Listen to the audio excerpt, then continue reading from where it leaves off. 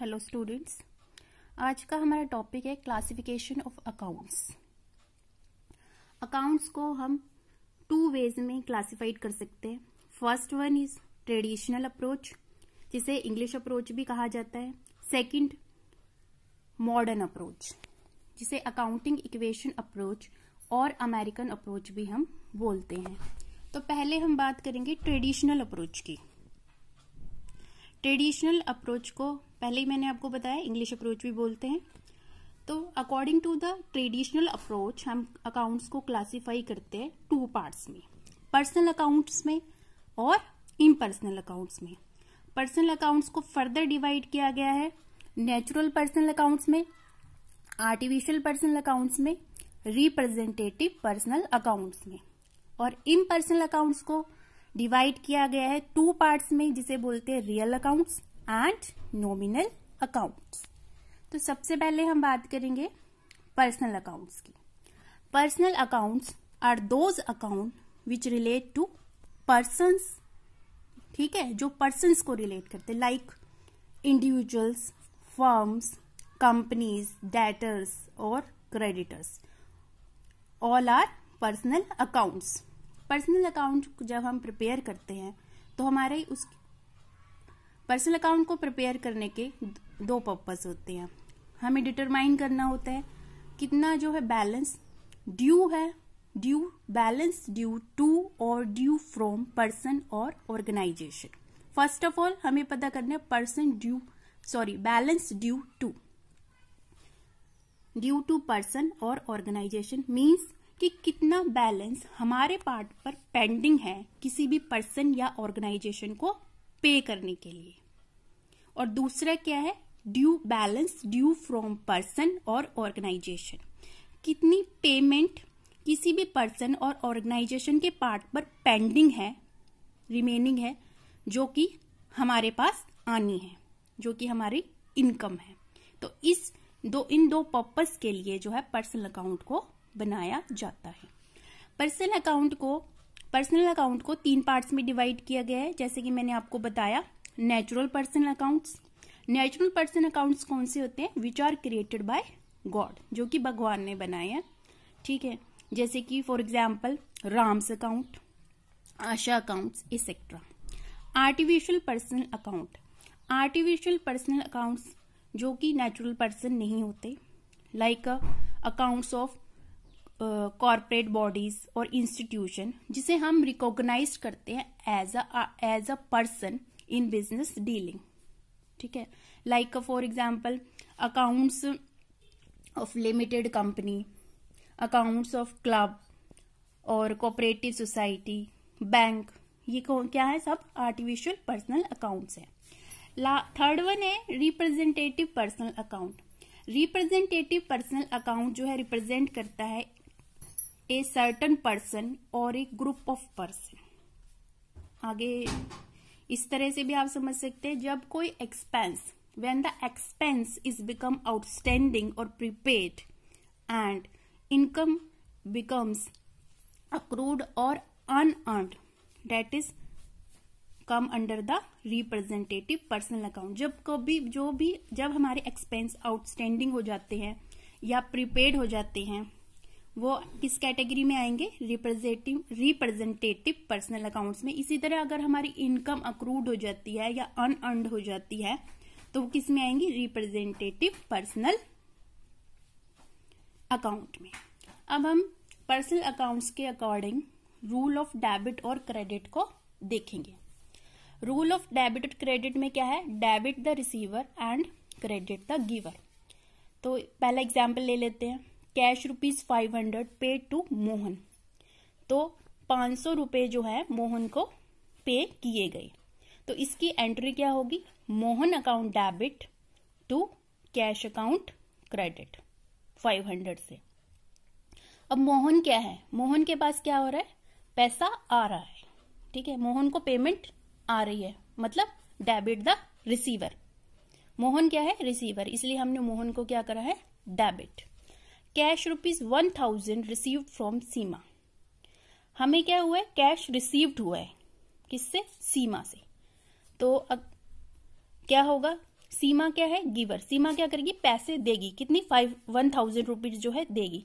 तो कैश आ रहा है, कैश अकाउंट हमारी एंटर क्या होगी? Cash account debit to Seema credit. कितने से होगी? 1000 से।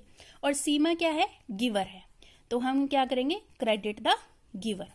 तो that is the rule of the debit and credit under the representative personal account, sorry under the personal account.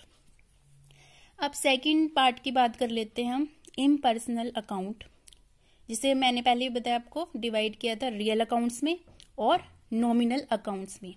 Real accounts होते हैं विच रिलेट टू टेंजिबल और intangible assets of the firm excluding debtors.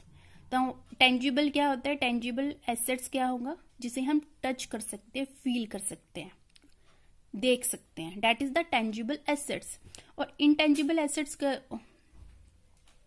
Asset क्या होंगी? जिनको ना हम touch कर सकते हैं, ना फील कर सकते हैं और ना ही देख सकते हैं।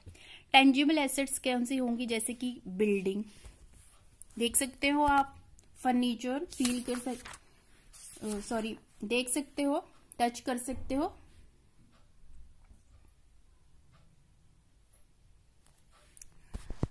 देख सकते हो, टच कर सकते हो टेंजिबल एसेट्स को। फॉर एग्जाम्पल फर्नीचर हो गया, लैंड एंड बिल्डिंग हो गई, प्लांट एंड मशीनरी हो गया, स्टॉक हो गया, कैश इन हैंड, आप उसको देख भी सकते हो और टच भी कर सकते हो।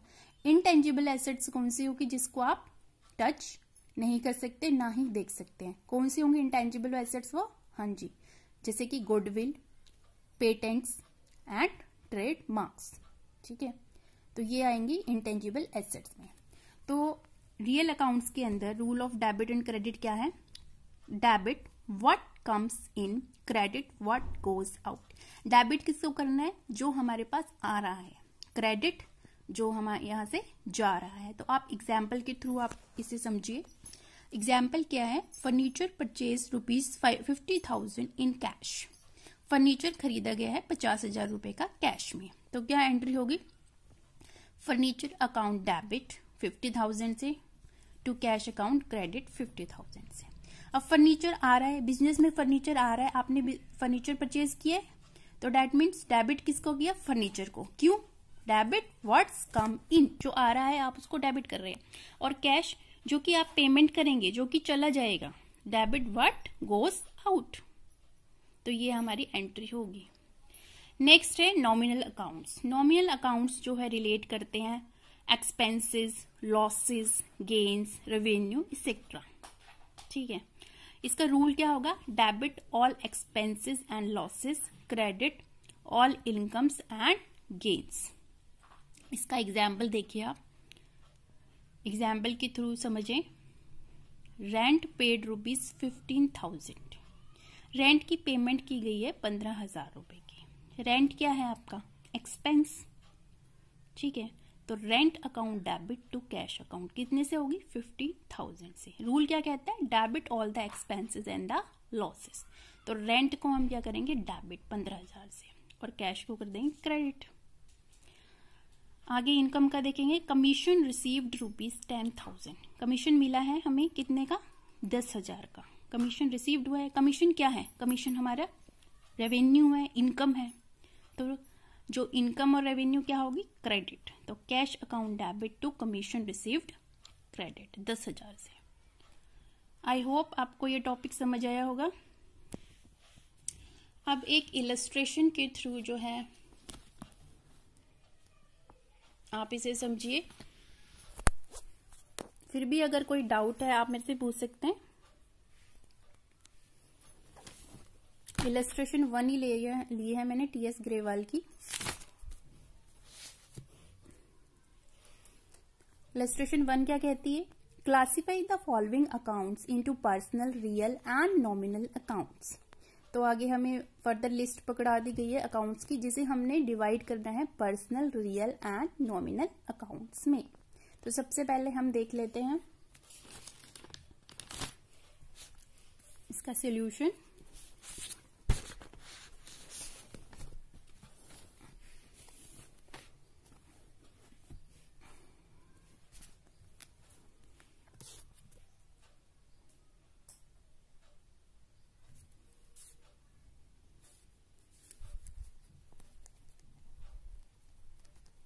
सोल्यूशन पहले आप टी फॉर्म में क्लासिफाइड कर दीजिए। पहले आएगा पर्सनल अकाउंट्स,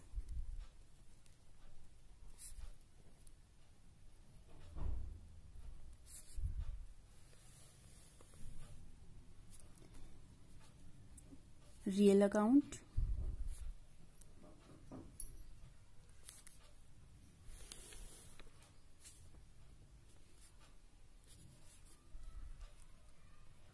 नेक्स्ट आएगा नॉमिनल अकाउंट्स। तो पहला क्या है, पहला हमें दिया है कैश। कैश क्या है, एसेट है। कौन सी एसेट है, टेंजिबल, आप टच कर सकते हैं। और एसेट कौन सी कैटेगरी में आएगी, रियल अकाउंट्स में। तो कैश कहाँ चला जाएगा हमारा, रियल अकाउंट्स में। दूसरा क्या है, बैंक। बैंक मैंने आपको बताया था, बैंक क्या होता है, आर्टिफिशियल पर्सनल अकाउंट। तो ये किस कैटेगरी में जाएगा, पर्सनल अकाउंट में।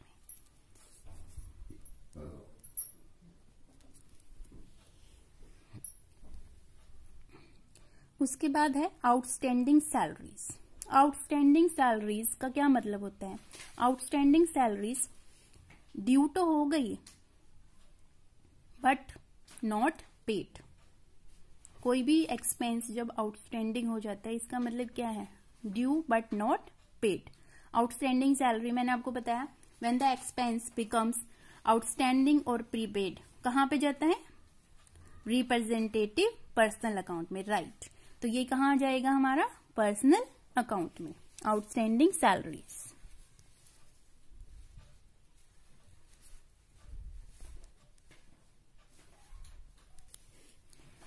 नेक्स्ट है सेल्स। सेल की है तो ये क्या है हमारा, सेल करेंगे तो ऑब्वियस है क्या होगा, इनकम होगा, रेवेन्यू होगा। कहां पर जाएगा ये, नॉमिनल अकाउंट में। नेक्स्ट है अक्रूड इंटरेस्ट। अक्रूड इंटरेस्ट क्या है, इनकम है हमारी। मैंने आपको बताया व्हेन इनकम बिकम्स अक्रूड और earned it's come under the category of, कहाँ आती है, कौन सी कैटेगरी में आता है, रिप्रेजेंटेटिव पर्सनल अकाउंट में।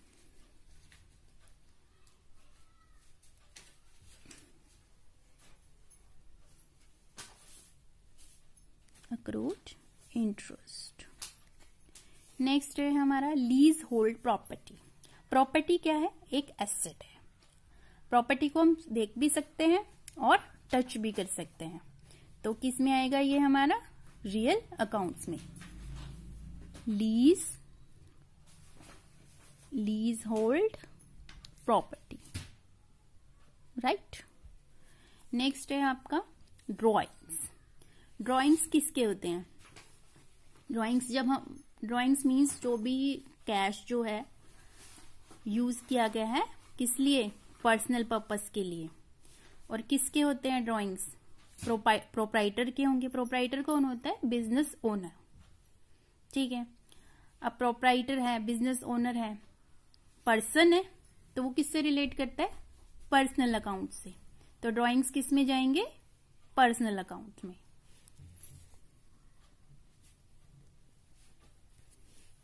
नेक्स्ट देखिए डिस्काउंट रिसीव्ड। डिस्काउंट क्या हुआ है, हमें रिसीव्ड हुआ है, डेट मीन्स हमारी इनकम है, रेवेन्यू है। किस में जाएगा ये, नॉमिनल अकाउंट में।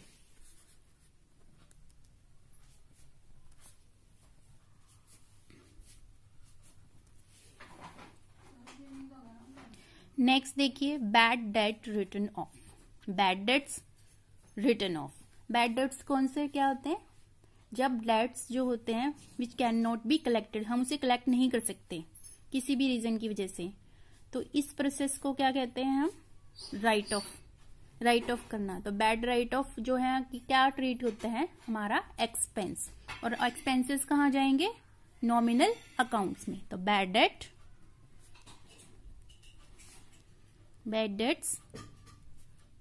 Return of.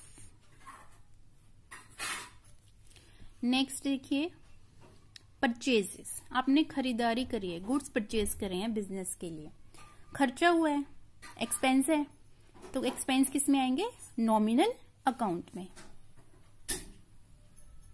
Purchases. Bad debts recovered, bad debts recovered हुए बैड डेट्स मीन्स क्या है, हमें जो है पेमेंट रिसीव्ड हुई है against bad debt return of, जिसे हमें उम्मीद नहीं थी कि रिकवरी भी हो सकती है, बट रिकवरी हुई है, पेमेंट आई है against the bad debt return of. तो हमारा एक तरह का इनकम है, रेवेन्यू है, तो कौन सी कैटेगरी में आएगा, nominal account. Bad debts recovered. उसके बाद देखिए plant and machinery. Plant and machinery क्या है, एक एसेट है। एसेट है, कौन सी एसेट है, टेंजिबल है, टच भी कर सकते हैं और देख भी सकते हैं, है ना। तो किस में जाएगी ये, रियल अकाउंट में। Plant and machinery. नेक्स्ट है कैपिटल। कैपिटल क्या होता है, amount invested by the business owner. Business owner के थ्रू जो है अमाउंट इन्वेस्ट किया गया है बिजनेस में।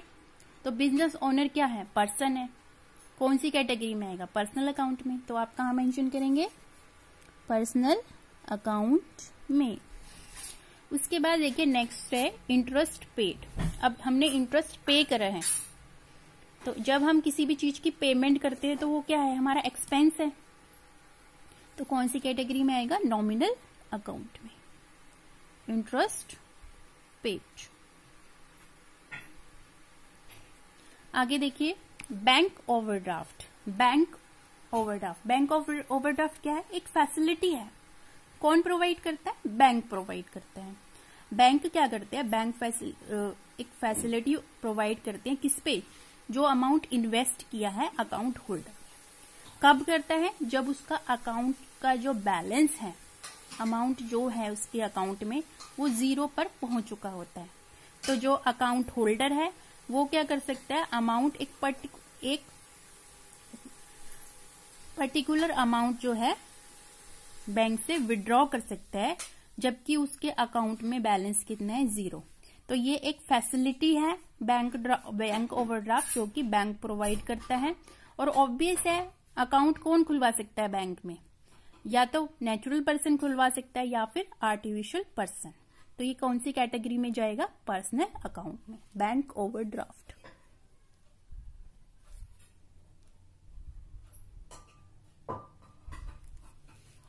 नेक्स्ट क्या है, प्रीपेड रेंट। प्रीपेड रेंट कौन से होते हैं, जो कि एडवांस में हमने रेंट पे कर दिया, रेंट पेड इन एडवांस। तो जब मैंने आपको बताया कि एक्सपेंसेस, रेंट क्या है, एक्सपेंस है, मैंने एक्सपेंसेस बिकम प्रीपेड, कौन सी कैटेगरी में आएगा, पर्सनल अकाउंट में,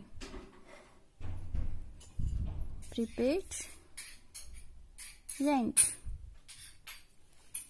कैरेज यूनिवर्स। कैरेज यूनिवर्स क्या होता है, एक ट्रांसपोर्टेशन कॉस्ट है, कौन इनकर करता है, buyer, which is incurred by the buyer on the purchase of the goods और सर्विसेज। ठीक है, तो ये कौन सी कैटेगरी में आएगा, एक एक्सपेंस है ना ये, जो कि बायर ने करना है। तो एक्सपेंस कौन सी कैटेगरी में आएंगे, हमारे नॉमिनल अकाउंट में।